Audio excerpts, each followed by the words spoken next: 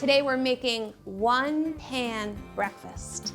One pan. So we're gonna cook potatoes, sausages, eggs, and toast all together on one pan. And the best part is that you're not gonna be standing over the stove with 6 different hands trying to make sausages, potatoes, eggs, and toast all at the same time. So you wanna preheat your oven to 475 degrees and set the oven rack to middle position. And here I'm gonna start with the potatoes first because they take a little bit longer to cook. And I need to spray a nice rim baking sheet with some vegetable oil spray before we do anything else. I feel like if I don't do that first, I might forget. So I always try to do that kind of prep ahead of time. All right, so we have Yukon Gold potatoes that I'm gonna cut into 1-inch chunks.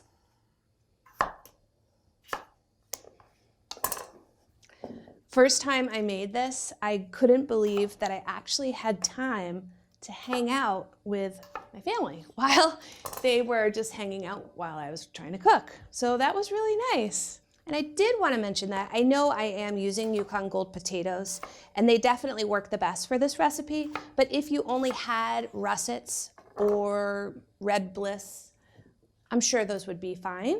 They just have different starch contents. So the texture might just be a little different. Sweet potatoes, I feel as though that might kind of change the timing of the recipe, but you could try it. So I'm gonna add a little olive oil to our bowl and some salt and pepper. So the recipe does use vegetable oil, but I use olive oil pretty much on everything, and give it a good toss before you add it to your rim baking sheet that we already sprayed. Okay. So add the potatoes into a single layer.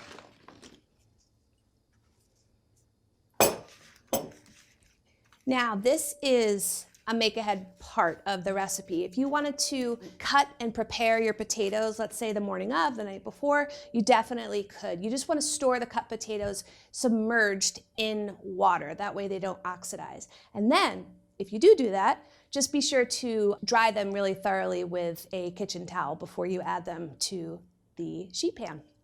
So now I'm going to cook these first before adding anything else to our pan. I'm gonna look for some spotty brown. I wanna see spotty brown on the sides and the tops of the potatoes. So it'll take about 20 minutes in that preheated oven, 475 middle position. Okay, so I have 4 slices of just regular hearty white sandwich bread. And if you had wheat bread, other types of bread, I'm sure that's fine. Cinnamon raisin might be a little weird here, but you do you. I'm gonna spread a couple tablespoons first of butter that's been hanging out at room temperature, so it's nice and soft. I'm gonna spread them onto one side of the bread right now. And I do wanna mention that if you're somebody who doesn't use a lot of butter, I wouldn't skip this step. It's gonna help to toast it a little bit later on and promote some good browning, so don't skip that step. We are going to stamp out a hole in the center of the bread. You wanna find a glass or a biscuit cutter or Play-Doh plastic cutter, whatever you have on hand, that's about 2.5 inches wide. So let's get the glass, just put that directly into the center of each slice. Okay, let's just get a little look-see here. Okay, we're gonna take a little break, and then when we come back, we are gonna continue to build our one-pan breakfast. Phase 1 of our one-pan breakfast is complete. And now we need to add our sausage. So I've got 12 ounces of breakfast sausage, and I'm just gonna put them on top of the potatoes. Now you can use the frozen cooked breakfast sausage, both frozen or fresh at this stage. You wanna cook them for the same amount of time. And then using these tongs, I'm going to distribute the sausages evenly over the potatoes. And if some sausages fall into the sheet pan, it's totally fine. So these are gonna go in the oven now, and I'm gonna cook them until the sausages are lightly browned, which should take 12 minutes.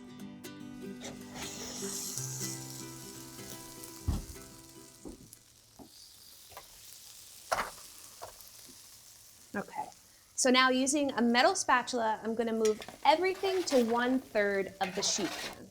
Potatoes are almost cooked. We're almost at the end of the finish line, the end of the recipe. And at this stage of the game, it's all gonna start to kind of come together pretty quickly. I'm gonna add 1 tablespoon more of the softened butter just directly onto the sheet pan. This is like the flat top part of the diner. And now I'm gonna add our toast from earlier, buttered side up. I made some room here for the cutouts of the toast, because you wanna toast everything. I'm gonna put the sheet pan back in the oven for 4 minutes until the bottom of the bread is lightly toasted. Okay, so now I'm gonna turn over all the pieces of bread. I'm gonna add 1 egg. I'm gonna crack 1 egg into each center of the hole there. And I'm gonna sprinkle with salt and pepper. Bake them for 3 to 4 minutes. Now you wanna look for a little bit of cloudiness that starts to form over the yolk. It's gonna jiggle slightly, but it's just gonna be set. And the eggs will finish cooking once I remove the sheet pan from the oven. All right, almost done. We wanna let this sheet pan sit on the wire rack for 2 minutes until the egg whites are set. Time to eat. Now I have this metal fish spatula from earlier. You just want to slide it underneath. Check this out. Egg whites just set. A little bit of cloudiness over the yolk. Still a little jiggle in the middle. I'm going to use one of the circles from earlier. I'm going to grab a few potatoes and some sausages. Essentially, they were just staying warm in the oven while we cooked the eggs. We just made 1 complete breakfast on 1 pan. I'm gonna be quiet and eat now.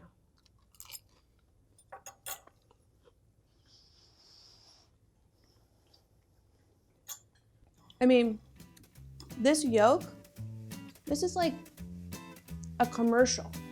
When I first heard this recipe, I envisioned a hard yolk. Like I never thought you could actually get a runny yolk while being baked in a slice of bread alongside perfectly cooked sausages and potatoes. The sausage got so well browned, almost as beautiful as the potatoes.